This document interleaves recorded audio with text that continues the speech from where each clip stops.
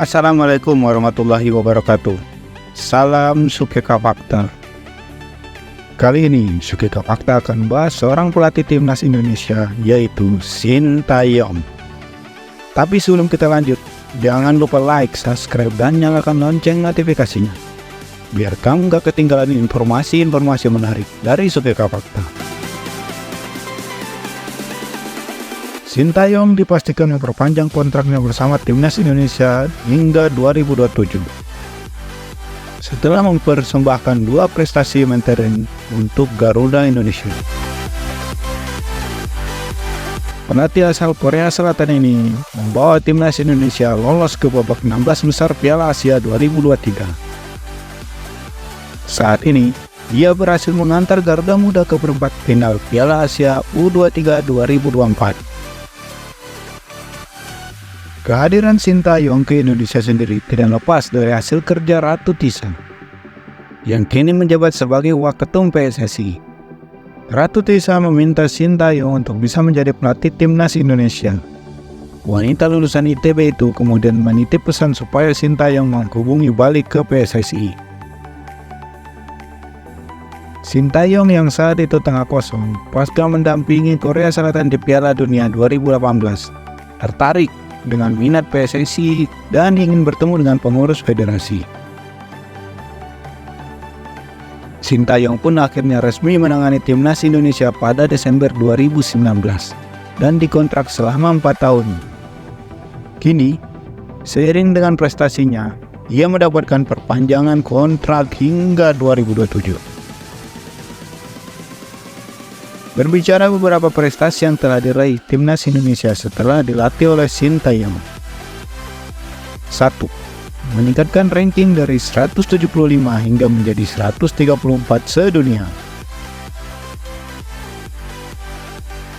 Pelatih asal Korea Selatan ini mampu terus meningkatkan peringkat timnas Indonesia dalam ranking FIFA. Posisi terbaru pada pekan ini adalah 134 sedunia. Ini menjadi peringkat tertinggi yang didapat Indonesia di masa Sintayong. Sebelum dia bergabung pada Januari 2020, peringkat Indonesia adalah 173. Di masa awal kepelatihannya, ia sempat kesulitan. Posisi Indonesia sempat melorot ke urutan 175. Namun belakangan ini, bolesannya mulai banyak diakui. Sintayong menjadi pelatih pertama yang berhasil membuat timnas Indonesia di 3 tingkatan usia, yakni senior, U23, dan U20. Dan lolos ke Piala AFC, timnas U23 lolos untuk pertama kalinya. Keberhasilan itu dibarengi naiknya posisi Indonesia di ranking FIFA. Bila dihitung, sejak dia datang, timnas sudah naik 39 posisi. Posisi timnas Indonesia dalam peringkat terbaru April 2024 adalah 134.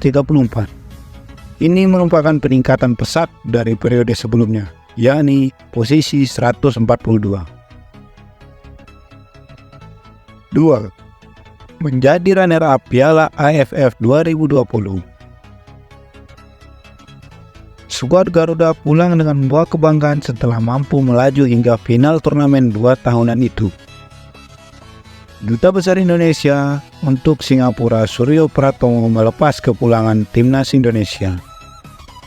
Dia mengucapkan terima kasih atas perjuangan timnas Indonesia di Piala AFF 2020. Suryo Pratomo juga mengapresiasi Sintayong yang sedang membuat fondasi timnas Indonesia dengan para pemain muda. Tim muda yang dibentuk Sintayong telah membuat pecinta sepak bola merasa bangga dan kini menjadi bersatu untuk memberikan dukungan. Pelatih Sintayong juga berterima kasih serta merasa terbantu dengan oleh peran Kedutaan Besar Republik Indonesia di Singapura karena telah memudahkannya dalam menjalankan program latihan timnas Indonesia.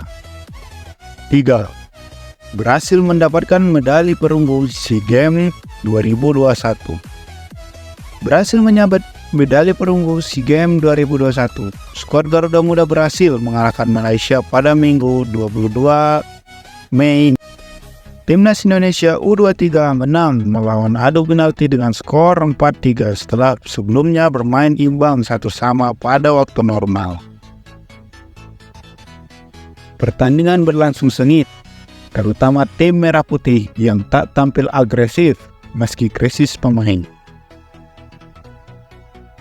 Di waktu normal, Timnas Indonesia U23 berhasil unggul terlebih dahulu melalui gol Ronaldo Kuate pada menit ke-68. Berawal dari kerjasama dengan Marcelino Ferdinand, Ronaldo Kuate dengan tenang menjebol gawang Malaysia melalui tendangan terukur. Malaysia menyamakan kedudukan melalui aksi Hadi Fayaz pada menit ke-81. Bola hasil sepakan menghujan deras ke gawang Timnas Indonesia U23 karena gagal diantisipasi oleh Hernando Aris. Setelah gol itu, kedua tim saling menyerang untuk menambah keunggulan. Namun, hingga peluit panjang tak ada gol yang ditambah. Pertandingan kemudian dilanjutkan ke babak adu penalti. Timnas Indonesia U23 berhasil meraih kemenangan 4-3 atas Malaysia pada drama adu penalti. Keempat eksekutor Muhammad Ridwan, Marcelino Ferdinand, Sadil Ramdhani, dan Mars Klok berhasil melakukan tugasnya sedangkan Asnawi gagal. Kiper Timnas Indonesia U23, Fernando Ari, tampil luar biasa dengan menggagalkan dua tendangan penalti Malaysia, yaitu Hadi Fayaz dan Lukman Hakim. Adapun eksekutor Malaysia yang berhasil mengeksekusi tendangan penalti adalah Hairi Hakim Ahmad, Hairid Haikal, dan Hairi Ajmal Mahadi. Raihan medali perunggu ini menjadi yang kelima bagi Indonesia di ajang SEA Games. Sebelumnya, Indonesia meraih medali perunggu pada tahun 1981, 1989, 1999, dan 2017. 4. Berhasil menjadi runner-up Piala AFF U23 di tahun 2023. Pelatih tim nasional U23 Indonesia, Sintayong, nyaris mempersembahkan trofi pertamanya untuk Indonesia. Peluang itu terbuka setelah Sintayong berhasil membawa Indonesia melaju ke babak final Piala AFF Cup U23 2023. Garuda Muda pun bertemu dengan Vietnam. Pada laga itu, Indonesia yang tampil dengan skuad pas-pasan karena banyak pemain cedera mampu merepotkan Vietnam. Indonesia juga tangguh dalam bertahan. Bahkan kiper Hernando Ari mampu menggagalkan penalti pada menit ke-33. Setelah momen itu, kedua tim terus melakukan jual beli serangan. Namun, sampai waktu normal tidak ada gol yang tercipta. Pertandingan dilanjutkan dengan perpanjangan waktu 2 kali 15 menit. Tapi, skor tidak berubah, sehingga duel Vietnam kontra Indonesia dilanjut dengan adu penalti. Pada babak adu penalti, Hernando Ari sebenarnya mampu membaca 4 sepakan Vietnam. Namun, kiper Persebaya Surabaya tersebut gagal menjangkau bola dari tendangan pemain Vietnam. 5. Berhasil lolos Piala Asia 2023 dan mampu melaju ke babak 16 besar.